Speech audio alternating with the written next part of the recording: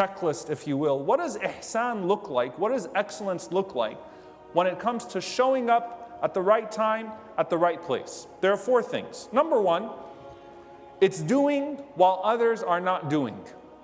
Doing while others are not doing. Number 2, it's doing what isn't expected of you in your circumstances. Number 3, it's doing more of what everybody else is doing. Number 4, it's doing quicker and with more enthusiasm what everybody else is doing. So I'm going to break these down inshallah ta'ala, but I wanted to give you the list of 4 things from the very beginning. What does it mean to have your time to shine in the sight of Allah subhanahu wa ta'ala? And where does Sha'ban fall into this in terms of an attitude? The first one is doing while others are not doing. And I'm going to use the ibadat, the acts of worship that are very familiar to us. Prayer. Prayer. The Prophet ﷺ specifically said, "Sallu bil-layli wan-nasu niyam." Pray at night while other people sleep. It's expected that people are going to pray 5 times a day. But when everybody else is sleeping, you have an opportunity to wake up and to pray and to distinguish yourself. And subhanAllah, you can imagine that at one point on the face of this earth, there were 3 people that were praying Qiyamul Layl. The Prophet ﷺ, his wife Khadija radiallahu anha, and then his son-in-law Ali ibn Abi Talib radiallahu ta'ala anhu. This is a famous narration. At one point on earth, imagine the angels going around at night looking for the people praying Qiyam. There is only one household in the entire world that was reading the Quran at night. But now that it's all available to us, who are the people that wake up and pray while other people sleep? Who are the people that give when other people withhold? Right? So there are moments of charity, avenues where people will give of their time, give of their wealth, while other people withhold. And so they shine in the sight of Allah subhanahu wa ta'ala, because they literally, I mean, if you think about good deeds lighting up a room, there are people there that shine, right? As those that stand out from the rest in what they're willing to give of their volunteerism, of what they're willing to do in terms of their time and their wealth, right?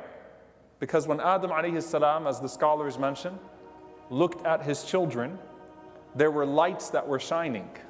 One of them being the Prophet David, Dawood alayhi salam. He was a shining light, shimmering in the darkness.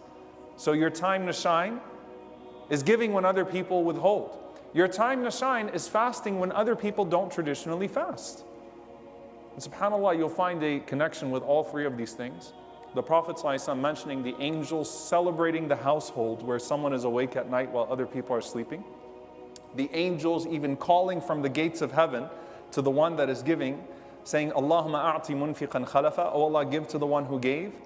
And he said, sallallahu alaihi wasallam, in another narration at Tirmidhi, that when someone fasts while other people are eating around them, this is not talking about Ramadan per se, right? Usually this is talking about a voluntary fast. When someone fasts while other people around them are eating, the angels keep on praying on that person until they finish their food. So they're getting their share of nutrition, you're getting your share of prayers from the angels upon you. Why? Because you're shining in that place. You're the one person that's fasting there. And the angels recognize that, and Allah subhanahu wa ta'ala sends the angels to give that a special recognition. So that's doing while other people are not doing. The second one is doing what isn't expected of you in your circumstances. So giving, وَتَخْشَى الْفَقْرِ.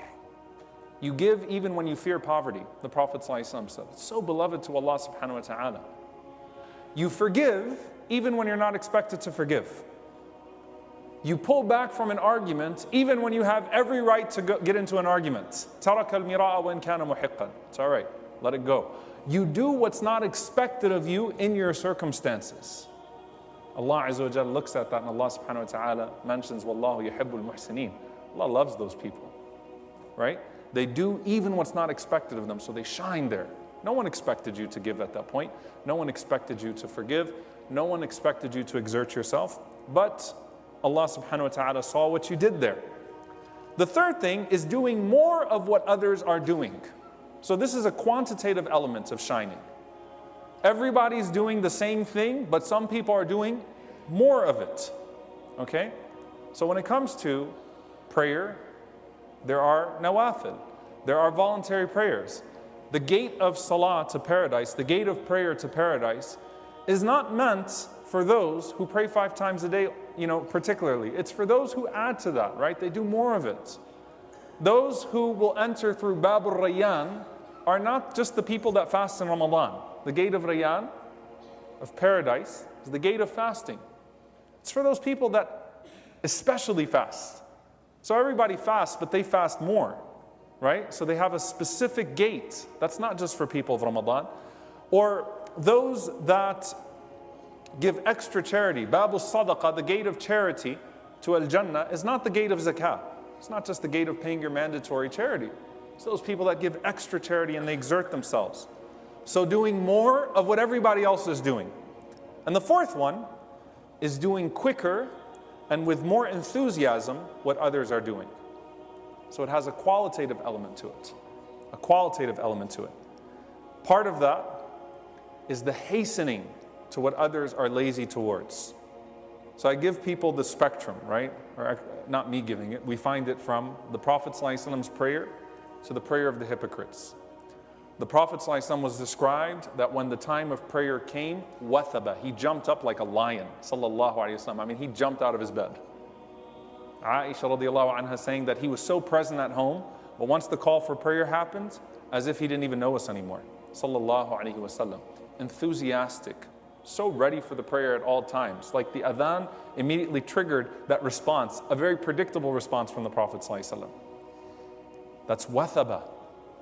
Now, in the same prayer, there are the hypocrites. But qamu kusala, when they got up for prayer, got up so lazy, wudu was improper, just pulled themselves to it. They dragged their feet to it. All of us are somewhere between wathaba and qamu kusala. Somewhere in that spectrum, we fall between jumping up like the Prophet ﷺ and dragging our feet like a hypocrite. May Allah protect us from hypocrisy and allow us to strive to be more like our Prophet ﷺ. So it's a qualitative element too, and Allah sees that. Allah sees the prepared heart. Allah sees that excitement from a person. The Prophet ﷺ mentioning within the jama'ah, he said sallallahu alayhi wa sallam, لَوْ يَعْلَمُونَ مَا فِي الصَّفِّ الْأَوَّلِ لَكَانَتْ قُرْعَةً. If they knew the blessing of the first row, they would have cast lots for it.